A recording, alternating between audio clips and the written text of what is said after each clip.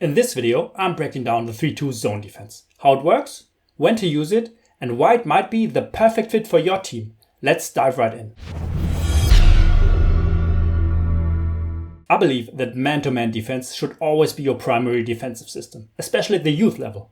It teaches better footwork, positioning, and on-ball defense.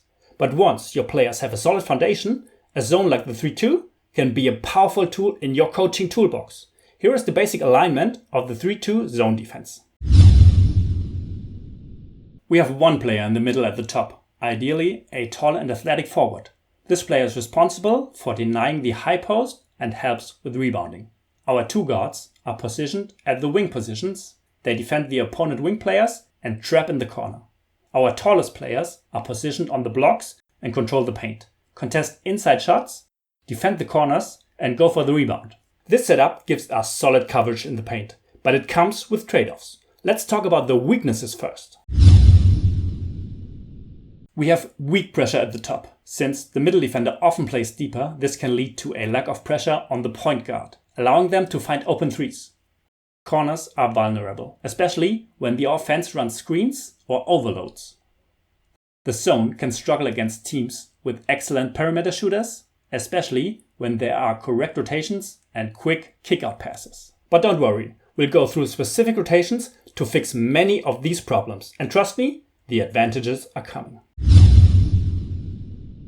Let's break down how the defense should shift depending on where the ball is. In contrast to a 1-2 zone, our middle defender zincs down toward the free throw line when the ball is at the top of the key, aiming to deny any passes into the high post area. The two wing defenders aggressively deny simple passes to the wings. The post players stay compact and are ready to help in the paint if the ball is driven inside.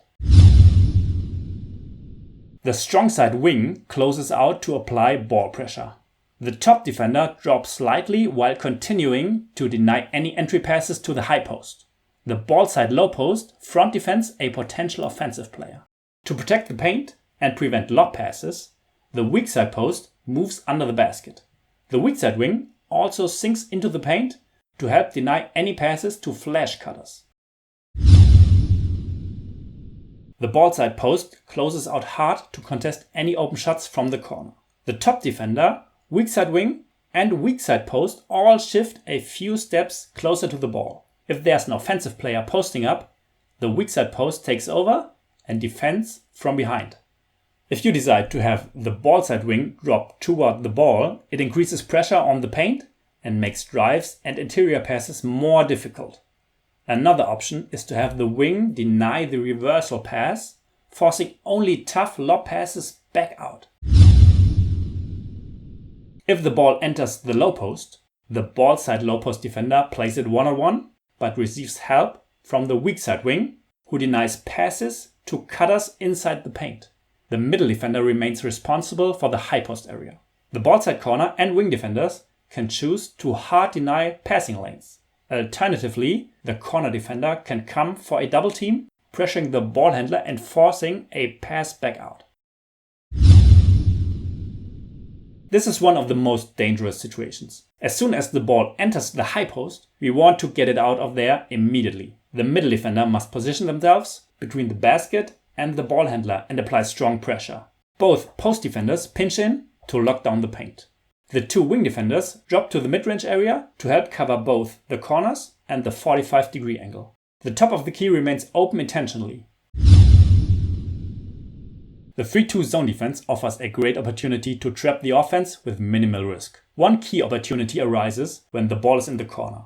The ball side post defender closes out hard and the ball side wing joins for a double team, applying high pressure to the ball. The goal isn't necessarily to steal the ball directly, but to force a lob pass that can be intercepted by one of the other defenders. Since we still need coverage on the low post player, our weak side wing and top defender must position themselves in a way that allows them to guard three players. If a lob pass is made, they must be ready to deflect or intercept it with just a few quick steps. When run correctly, the 3-2 zone defense is ideal to lock down the paint, despite having only two players near the basket. Here is how dribble penetrations are defended.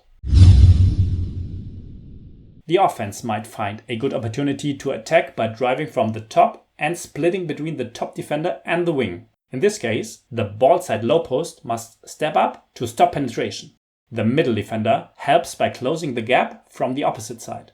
This can also be a good opportunity to trap the ball handler.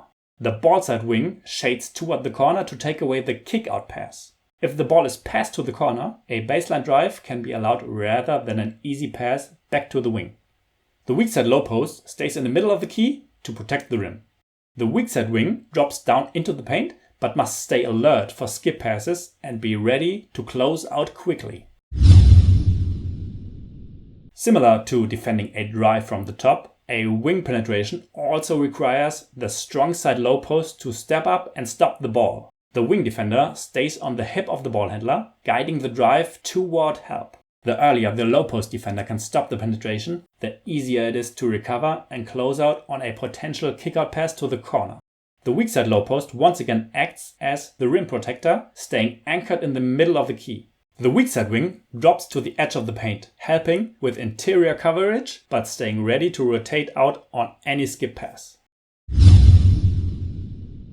Baseline drives should be prevented in advance by forcing the ball handler back to the middle.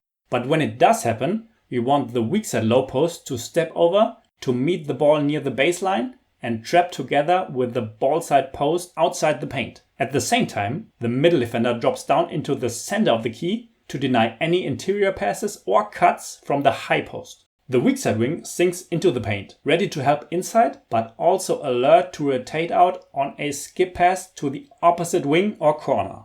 The ball side wing drops toward the lane and stays ready to close out on any reversal passes.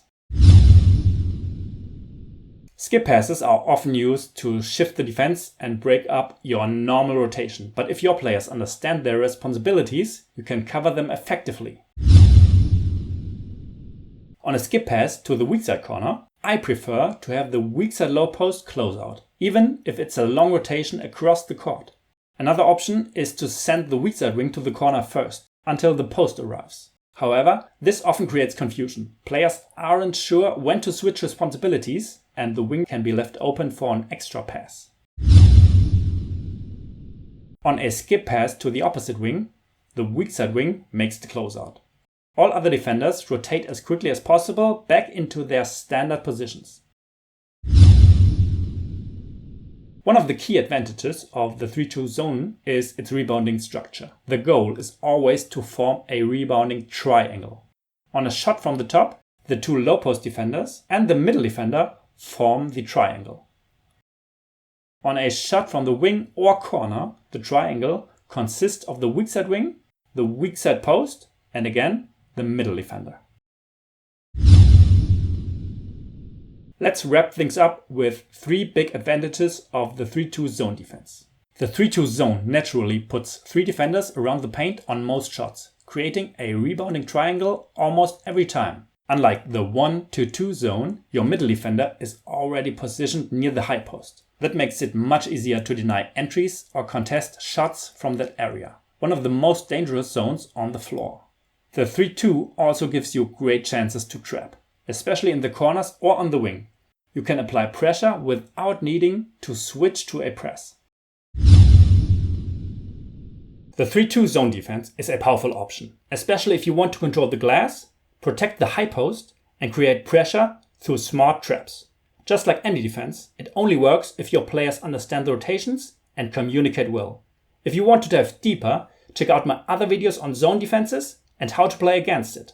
Thanks for watching, and I'll see you on the next video.